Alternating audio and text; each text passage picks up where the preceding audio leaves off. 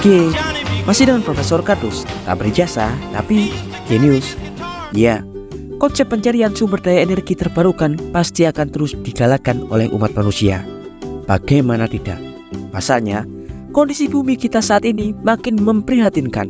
Menipisnya lapisan ozon di atmosfer karena kontaminasi gas buang karbon yang dihasilkan oleh emisi bahan bakar fosil, kerusakan alam, dan berbagai limbah yang dibuat oleh umat manusia, mengakibatkan meningkatnya suhu bumi atau global warming yang berdampak pada kelangsungan hidup alamiah berbagai ekosistem biologis atau kerusakan geologis yang akhirnya menciptakan bencana global yang mengorbankan jutaan makhluk di dalamnya. Karena masalah super besar itulah para pemangku kebijakan di seluruh dunia dituntut untuk membuat kesepakatan bersama, terutama untuk mengurangi pencemaran emisi karbon di atmosfer. Dan salah satu agenda utamanya adalah memprioritaskan penggunaan sumber energi berkelanjutan seperti hidroenergi, energi angin, energi tenaga surya, proses biologis, juga geothermal energi atau panas bumi. Bahkan hingga saat ini belasan konsep teknologi terbarukan yang telah diaplikasikan untuk menciptakan sumber energi berkelanjutan atau masih dalam tahap riset dan pengembangan. Dan salah satunya adalah sebuah konsep pembangkit energi potensial alami yang sangat menjanjikan dan juga jarang digunakan karena diketahui hanya segelintir saja pengembang atau penyedia layanan energi di dunia ini yang menggunakan konsep ini, yakni pembangkit listrik konversi energi panas laut atau Ocean Thermal Energy Conversion atau OTEC, yang merupakan salah satu jenis hydropower atau pembangkit tenaga air. Ya, konsep pembangkit energi ini memanfaatkan perbedaan suhu atau gradien thermal yang umumnya terdapat di permukaan laut dangkal dan perairan laut dalam. Penasaran bagaimana cara kerja konsep tersebut? Dan untuk lebih jelasnya, silakan simak videonya dan jangan lupa like, subscribe, dan tekan tombol lonceng di channel Profesor Kardus. Tak berijazah, tapi genius, untuk mendapatkan informasi dan notifikasi-notifikasi terbaru dari sudut-sudut bumi dan sudut-sudut alam semesta lainnya. Ya, Ocean Thermal Energy Conversion atau OTEC atau sistem konversi pembangkit energi panas laut merupakan salah satu metode untuk menghasilkan sumber daya energi listrik terbarukan atau renewable energy yang diketahui masih jarang digunakan atau diaplikasikan di dunia saat ini. Tercatat hanya segelintir pengembang di belahan dunia ini yang memanfaatkan konsep ini untuk menghasilkan pasokan beban dasar listrik, meski diketahui sumber energi ini sangat potensial dan sangat ramah lingkungan. Mungkin karena berbagai pertimbangan, mekanisme pembiayaan, dan keuntungan membuat sistem ini jarang diaplikasikan. Meski untuk prospek jangka panjang, sumber energi ini super sangat menjanjikan. Karena faktanya, gradien thermal atau besaran kuantitatif perubahan dan perbedaan temperatur air akan selalu ada di dunia ini.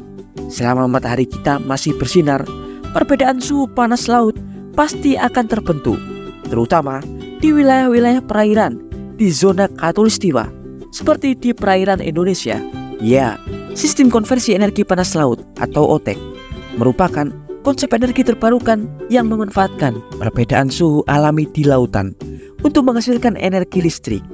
Seperti yang Profesor Kardus jelaskan sebelumnya, bahwa wilayah perairan yang sangat potensial untuk mengembangkan konsep ini merupakan wilayah perairan tropis seperti di perairan zona khatulistiwa, di mana gradien suhu atau perbedaan kuantitatif suhu antara perairan dangkal dan di perairan laut dalam ada di kisaran di atas 25 derajat.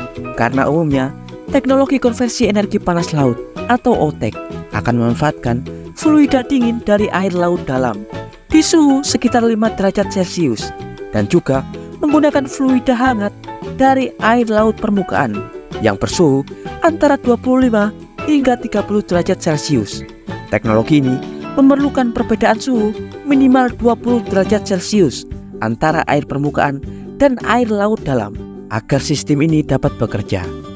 Ya, sebenarnya sistem ini menggunakan mekanisme kerja yang sederhana, yakni dengan mengkonversi energi suhu air hangat untuk menguapkan cairan amonia di tangki evaporator, di mana nantinya liquid amonia yang memiliki titik didih sangat rendah akan menghasilkan uap, yang nantinya uap-uap akan ditransfer ke generator untuk menggerakkan turbin dan menghasilkan listrik. Sebelum uap-uap nantinya akan dicairkan kembali dengan kondenser penukar panas, di mana kondensor menggunakan suhu air dingin yang diambil dari laut dalam untuk mengkondensasi dan mengubah kembali uap-uap amonia menjadi bentuk cair untuk dikembalikan lagi di evaporator. Ya, garis besarnya nantinya para penyedia layanan energi akan membangun jaringan pipa dan pompa untuk mengambil air di perairan hangat dan perairan dingin di laut dalam, di mana satu pompa akan menarik air hangat di perairan dangkal yang bersuhu di kisaran 25 hingga 35 derajat Celcius ke ruang evaporator yang di dalamnya terdapat fluida kerja, yakni cairan amonia. Seperti yang kita tahu, titik didih amonia sangatlah rendah. Karena itu, amonia mudah menguap dengan campuran air bersuhu 25 hingga 35 derajat Celcius. Liquid amonia akan menghasilkan uap, dan uap-uap tersebut nantinya dapat dimanfaatkan untuk memutar turbin generator. Setelah uap-uap evaporasi, amonia dan air berhasil memutar turbin generator, nantinya uap-uap tersebut akan dialirkan kembali menuju kondensor. Di kondensor, uap-uap tersebut nantinya akan dipertemukan dengan arus air dingin yang dipompa atau diambil dari air laut dalam yang umumnya bersuhu di bawah 5 derajat Celcius. Keadaan kondensasi akan mengembunkan kembali uap amonia menjadi tetesan air dan dapat dikembalikan lagi ke ruang evaporator. Siklus ini bisa digunakan terus-menerus tanpa terpengaruh perubahan lingkungan. Tapi diketahui, untuk saat ini sangat sedikit para penyedia layanan energi yang memanfaatkan konsep tersebut. Karena faktanya diketahui, penggunaan bahan bakar fosil masih tergolong lebih menjanjikan karena lebih murah dengan energi yang lebih besar. Dan diketahui, hanya segelintir penyedia layanan energi dan pengembang yang mengaplikasikan konsep ini, dan umum digunakan di wilayah-wilayah kepulauan terpencil untuk memberi suplai daya di wilayah tersebut, seperti di wilayah pangkalan militer rahasia Amerika Serikat Diego Garcia di tengah Samudra Hindia, dan beberapa wilayah lain seperti Hawaii dan Jepang. Ya, dan demikian informasi singkat dari Profesor Kardus tentang OTEC, Ocean Thermal Energy Conversion. Profesor Kardus dari salah satu penyedia layanan energi OTEC, Makai, Hawaii, mengabarkan.